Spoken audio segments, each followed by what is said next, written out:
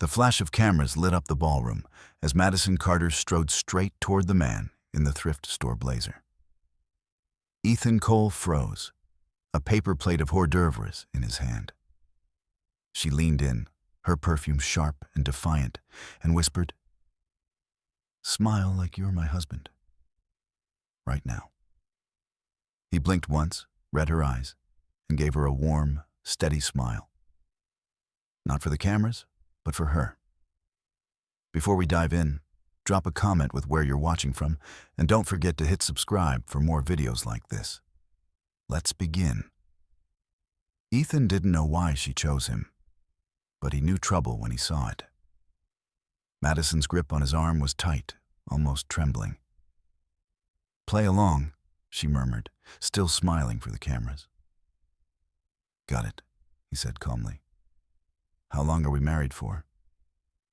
"Until I say stop." He guided her away from a swarm of reporters, subtly shielding her from the flashbulbs. "You look like you need rescuing," he said quietly. "And you look like you know how," she replied, a hint of relief in her tone. From the corner of his eye, Ethan caught a caterer struggling with a tray. Without breaking stride, he steadied the kid, murmuring, "You're good. Keep going." Madison noticed. Her expression softened, just slightly. Then a deep, commanding voice cut through the music. "Madison." Her father, William Carter, stood at the edge of the crowd, eyes narrowing at Ethan. "Dad," she said smoothly. "This is my husband, Ethan." Ethan's handshake was firm. "Nice to meet you, sir." William Carter's jaw tightened, but the cameras were still rolling. He gave Ethan the kind of handshake that measured a man's worth in a single squeeze. Ethan didn't flinch. "I wasn't aware you'd married," William said smoothly, his politician smile never wavering. "That's because you weren't supposed to be," Madison replied, her voice calm but edged with steel. "Tonight's about the charity, not my personal life." Ethan could feel the tension humming between father and daughter, like an electric wire pulled too tight. "If it helps," he said lightly, "I make a great +1. I even fixed the projector earlier." Madison's lips twitched, almost a smile. William's eyes, however, sharpened like glass. "Enjoy your evening, husband," he said, then stepped away to greet a cluster of donors. The moment he was out of earshot, Madison exhaled slowly. "You just bought me at least an hour of peace." "Happy to help," Ethan said. "But I have to ask, why me?" She hesitated, scanning the room. "Because you were the only man here looking at the exits instead of the cameras. And because I knew you wouldn't ask for anything in return." "Guess that makes me predictable," he said with a half smile. Madison shook her head. "Number it makes you safe." They were interrupted by the sudden arrival of Graham Lockwood, all slick hair and self-importance. "Madison," he drawled, "I didn't know you were bringing a guest." Or husband, was it? His smirk lingered on Ethan like a challenge. "Yeah," Ethan said evenly. "And you are. Someone who's been in this family's plans a lot longer than you," Graham replied, leaning in just a fraction too close to Madison. Ethan stepped forward, not aggressively, but enough that Graham had to take half a step back. "Plans change." Madison looked between them, and for the first time that night, a genuine smile curved her lips.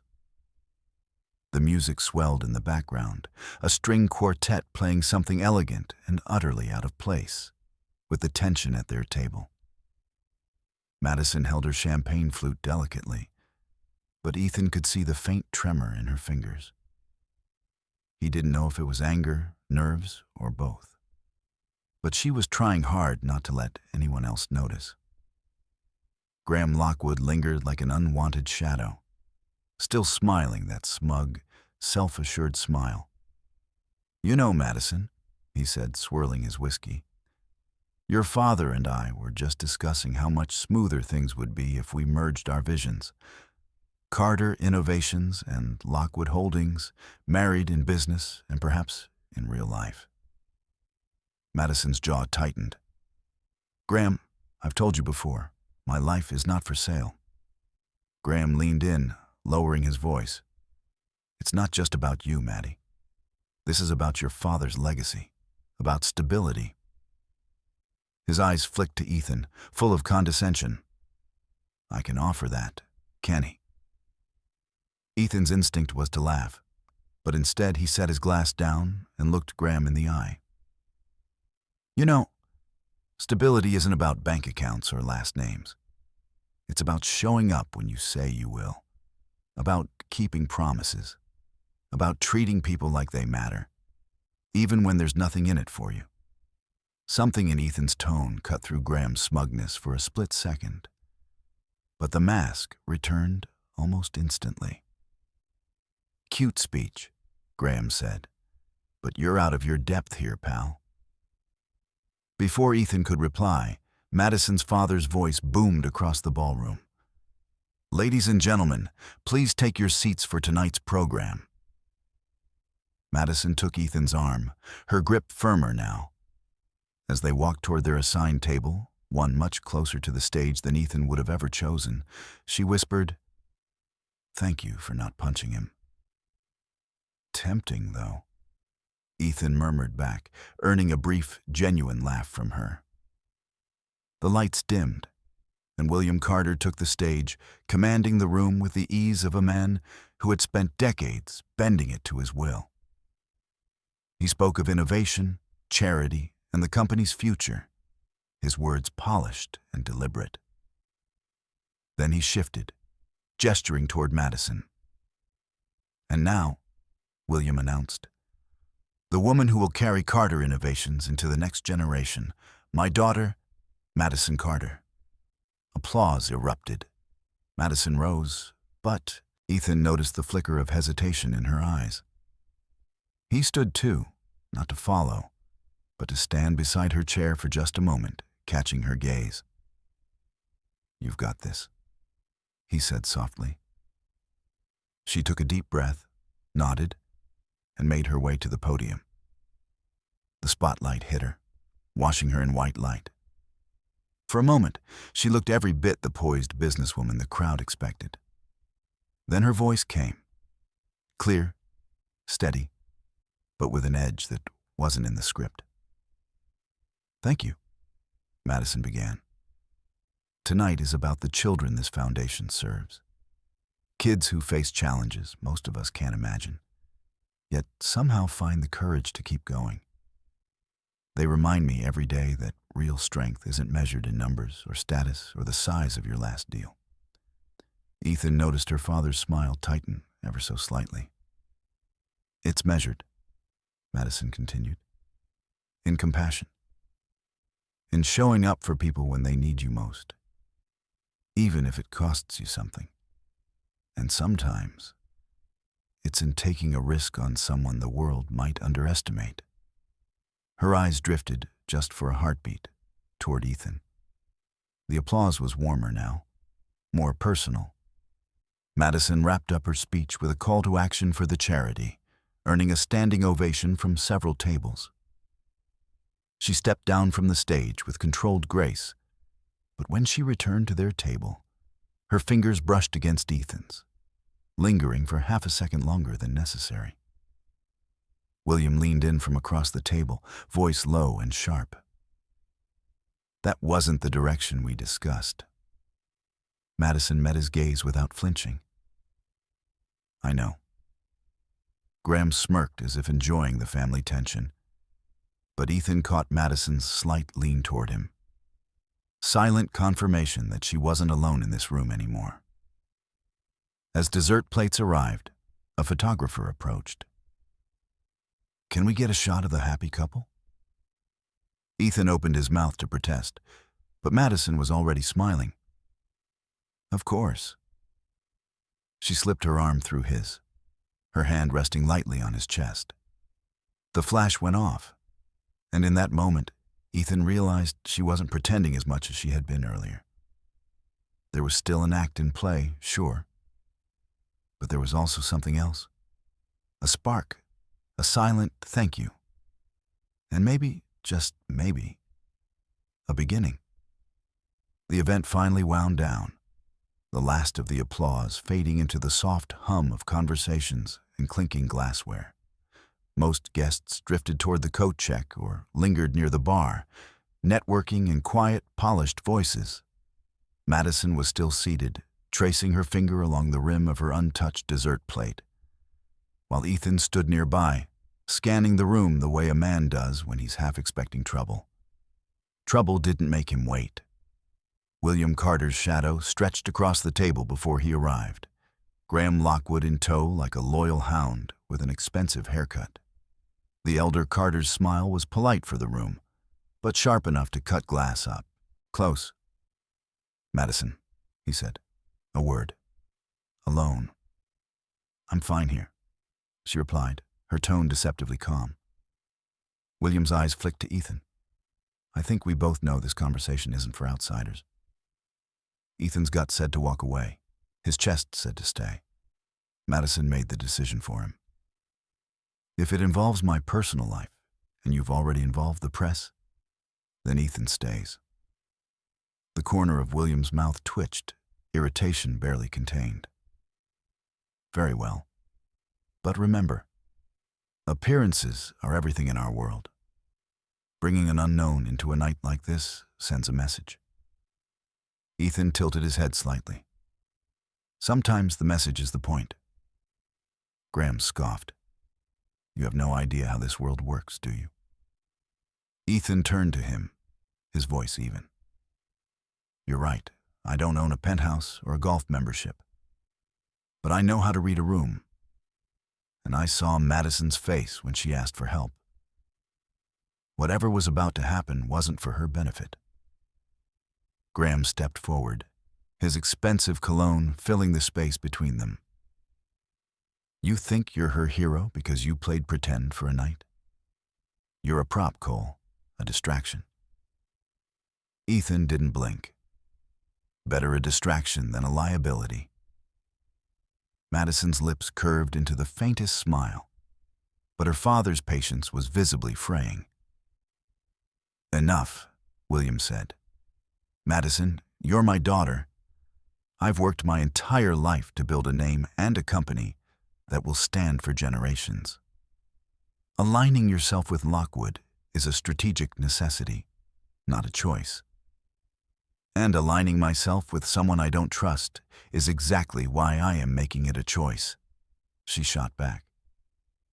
"You've spent years making deals without asking how they'd affect me. Not this time." William's eyes hardened, the warmth gone. "And what do you think this," he gestured toward Ethan, "is going to accomplish?" Madison glanced at Ethan, then back to her father. "It accomplishes exactly what I needed tonight. I wasn't cornered into a headline. I wasn't paraded around like a piece of leverage. And I had someone at my side who actually listened to me instead of talking over me." The words landed like a gavel strike. William's jaw tightened. "You're making a mistake." Madison leaned forward, her voice quiet but strong. "I'd rather make my own mistakes than live with someone else's." For a moment, the air between them was so taut that Ethan could almost hear it humming. Then William straightened, smoothing his tuxedo jacket, and nodded toward Graham. "We'll revisit this later." They turned to leave, but Graham couldn't resist a final jab. "Enjoy your moment, Cole. It won't last." Ethan didn't take the bait. He simply stepped aside, letting them pass. But his eyes stayed on Graham's till the man looked away first. Once they were gone, Madison let out a breath she'd been holding for minutes. "You, didn't have to stay through that." "I know," Ethan said, pulling out her chair so she could stand. "But I wanted to." They walked together toward the exit. the crowd thinning enough that the noise dropped to a soft murmur. As they passed the coat check, Madison paused and looked up at him. "Do you want to get out of here without the driver?" Ethan raised a brow. "You have a driver?" She smiled faintly. "He's fine for public exits, but I feel like taking a walk. You game?" He glanced down at his worn shoes, then at her $1,000 heels. "You might regret that choice in about 6 blocks. Maybe. But I think I can handle it." Outside, the cold night air bit at their cheeks. The city glittered around them. Traffic lights, shop windows, and the faint echo of music from a bar across the street. Madison walked beside him, still holding her heels in one hand, her stride unhurried for the first time all night. "So," Ethan said after a few quiet blocks, "was that the worst public confrontation you've had with your dad?" "Not even close," she admitted, "but it was the first one where I didn't feel completely alone." They stopped at a crosswalk. Madison looked over at him, her expression softer now, less guarded. "Why did you say yes? You didn't know me. You could have just walked away." Ethan thought about Lily, about the way his daughter looked at him when she was scared, how she always seemed to know he'd do whatever it took to make her feel safe. "Because I've seen that look before, and I hate seeing it on anyone." Her gaze lingered on him for a moment longer before the light changed. When they reached the corner near her building, Madison slowed. "If you hadn't been there tonight," she shook her head, "I don't even want to think about it." Ethan smiled faintly. "You'd have handled it. You're stronger than you think." "Maybe," she said, "but it's nice to have backup." He nodded once. "Anytime." A small silence followed, comfortable this time, before she said, "Ethan, would you come by the foundation tomorrow? I think I owe you lunch, and maybe—" She hesitated. "I could use your take on a few things." He shrugged lightly. "Sure, as long as it's not one of those power lunches where they serve art on a plate." She laughed, really laughed this time. No promises. As she stepped inside her building, she turned back once more. "And Ethan?" "Yeah. Thanks for smiling." The door closed softly behind her, leaving Ethan alone on the sidewalk with a faint echo of her words in the cold night air. And for reasons he didn't entirely understand yet, he found himself smiling too. Morning sunlight spilled through the front windows of Carter Innovations headquarters, bouncing off the polished marble floors. Ethan paused just inside the lobby, his thrift store blazer looking even more out of place in the corporate cathedral than it had in the ballroom the night before. He'd thought about turning around twice on the way here, but Madison's voice, "I could use your take on a few things," kept him walking toward the reception desk. The receptionist, immaculate in a cream blouse, looked up with polite curiosity. "Can I help you?" Ethan Cole. I'm here to see Madison Carter. Mr. Cole." Madison's voice came from behind him, warm and confident. She swept into the lobby in a tailored navy dress, hair loose over her shoulders. She was holding 2 paper coffee cups. "You're early. I like that." She handed him one. Wasn't sure if this was a 5 minutes early kind of crowd or a wait in the hallway for an hour kind of crowd, Ethan said. Madison grinned. "Depends on who you're meeting. You're with me, so neither." She led him through a glass-walled corridor into a smaller meeting room overlooking the city. "I meant it about lunch," she said, setting her coffee down. "But before we get to that, I have a problem, and I think you might see it differently than anyone in this building." Ethan leaned against the table. "I'm listening." She slid a folder toward him. Inside were proposals for the next quarter's charity budget, numbers, charts, and photos of kids with mobility devices. My father wants to cut funding for our outreach program to free up capital for a corporate partnership with Lockwood Holdings. Graham? Ethan asked. She nodded. He calls it strategic growth. I call it gutting the heart of what we do. Ethan flipped through the pages. And you can't just veto him? Not without 3 board members backing me, she said. Right now, I've got one. He studied her for a long moment. You want to win them over? Yes. And I want to do it without letting my father think this is about my personal life. Which means I need someone who can speak to them without it looking like it came from me. Ethan chuckled softly. You want me to walk into a boardroom full of people in $1,000 suits and tell them why they're wrong? Madison's eyes held his.